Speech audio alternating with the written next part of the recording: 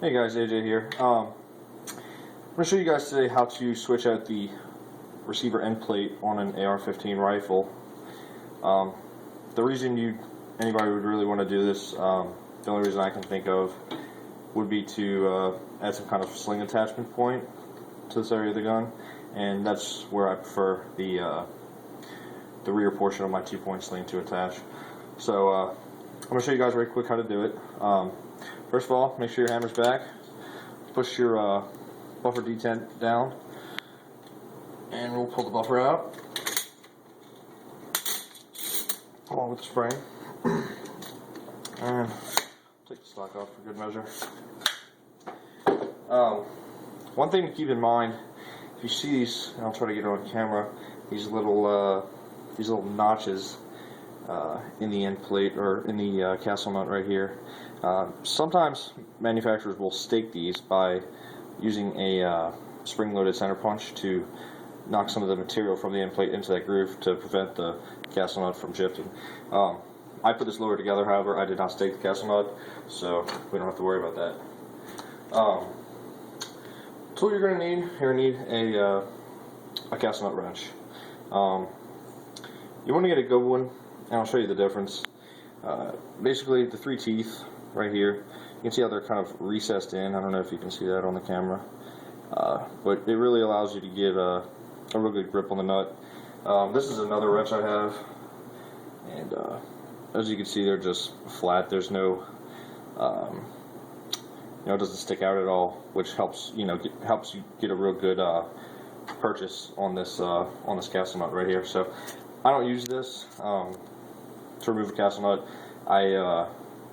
This is actually an NC Star. It's really cheap. The only reason I bought it was for this part to use on an old stock castle nut. But anyway, the end plate we're going to be using is a Noveske with a quick detach sling swivel. This stuff came from Gear Sector. And this is a really good company. I mean, I've purchased their products before, never through Gear Sector, through third-party vendors. But I actually did purchase this stuff directly from Gear Sector. And today in the mail, I received my package. Also received an email from this gentleman right here, Jason G. Trusty, and he's the president and CEO of Gear Sector. And basically, he just wanted me to respond to his email and let him know that everything was in order and everything was good, which, is great. I think they have great customer service, second to none. So shouts out to Gear Sector. All right, so the castle nut's not staked. I'm going to go ahead and remove it. I'm just going to line up these 3 teeth with the 3 notches right here in the castle nut.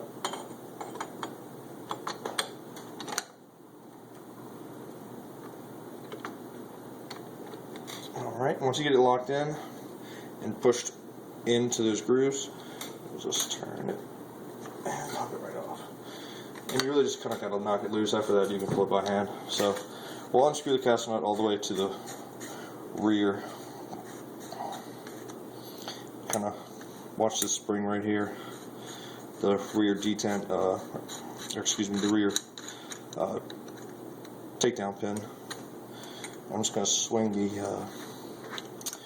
the receiver tube just a tad while keeping pressure on this buffer detent, just to make sure it doesn't come flying out.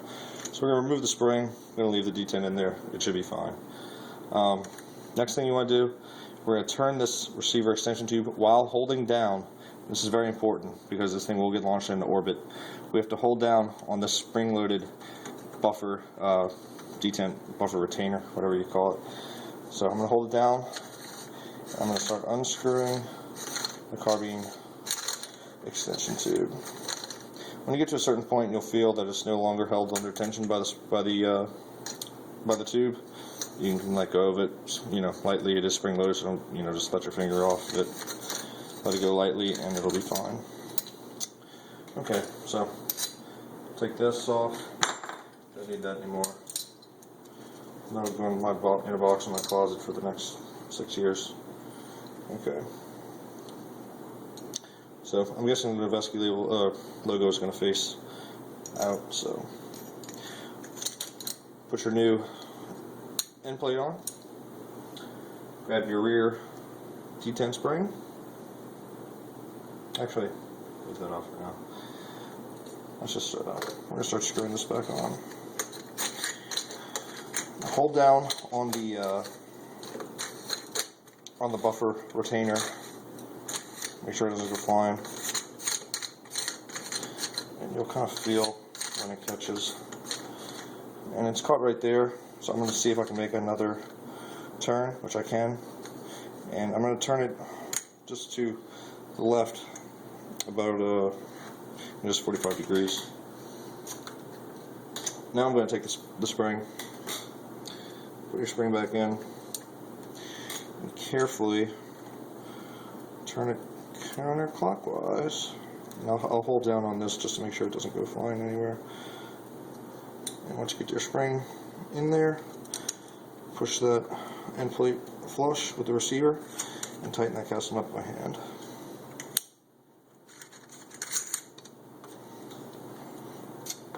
Alright, once your casting up is tightened down by hand, get your wrench out.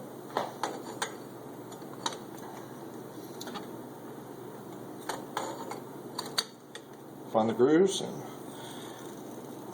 there is a spec, a torque spec for this. I just tack it down, honestly. I've never had a problem. So after you get your casting nut all tightened down, you go ahead and put the buffer and the spring back in. Make sure it locks in, and you can go ahead and put your stock back on.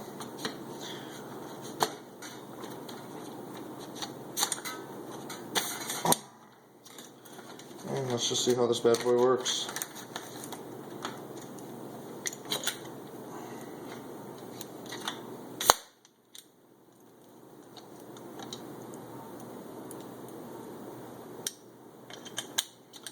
Alright, there you have it, guys. Pretty simple, and only one tool needed.